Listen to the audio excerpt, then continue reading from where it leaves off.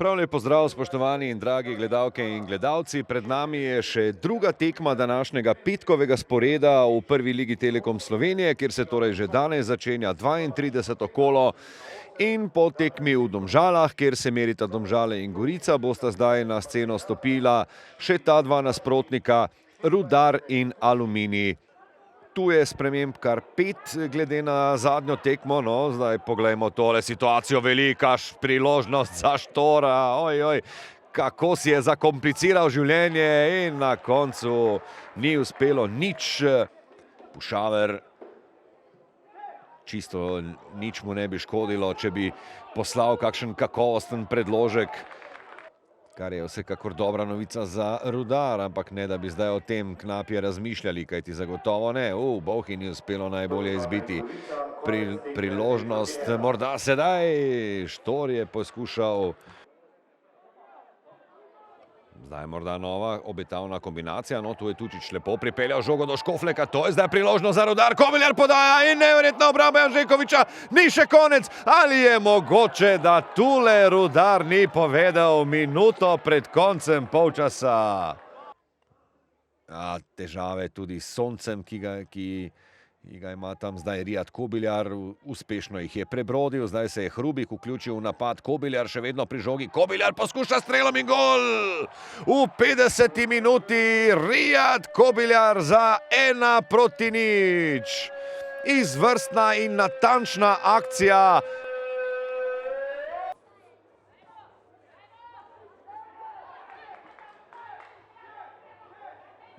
Tule je zdaj treba podsredovati, na koncu ni uspelo, Kobiljar še svojim drugim zadetkom na današnji tekmi in zdaj se tekma za Aluminij podira kot hišica iz kart.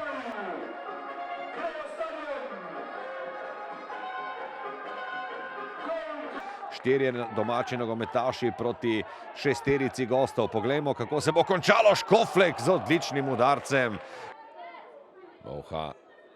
Hrubik. Tudi Hrubik podaja precej bolje kot v prvem polčasu. To je bil prvi pravi žlahtni predložek nogometaša, sicer slovaškega Srba.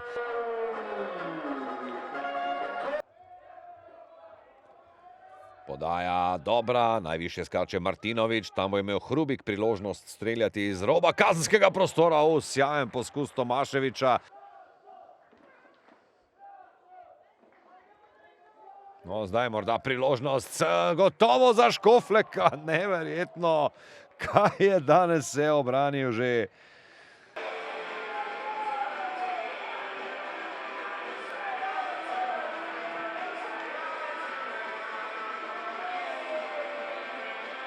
Ja, seveda smo zadovoljni, veseli, tako ste dejali, prvi polčas je očitno bil malo, še malo so se tipali obojni, malo se je poznalo, da je ta tekma zelo pomembna za nas. Vedeli smo, da na drugi strani igra Gorica v Domžalah, želja je bila tudi tam, se nam je nekak rezultat na koncu poklopil. Očitno smo bili ta prvi polčas malo pod vtisom goriškega vodstva. V drugem polčasu nekako smo se dogovorili, da treba malo več energije, malo več žara pokazati. Mislim, da smo tudi drugi polčas odprli zelo dobro, hitro zadeli, prvi, drugi. Pa nažalost pač Aluminija sta ostali brez dveh igralcev, nam je bilo dosti lažje in pa smo nekako mirno tekmo pripeljali do konca. Ja, res je. Mi že od prvih minut nismo izkoriščali nekih momentov, da bi lahko računali na boljši rezultat. Prva stvar, na katero mislim, je tako na začetku, ko je Tomašević spodrsal na zadnji mož velenjske obrambe, Štor, Malokov, situacija nevarna. Jaz tu pričakujem vsaj strel na gol, če ne že zadetek, ampak to je bil nek pokazatelj, da nismo te momente lovili. Z obeh strani mogoče neke trde noge, velika pričakovanja, velik vložek v tekmi.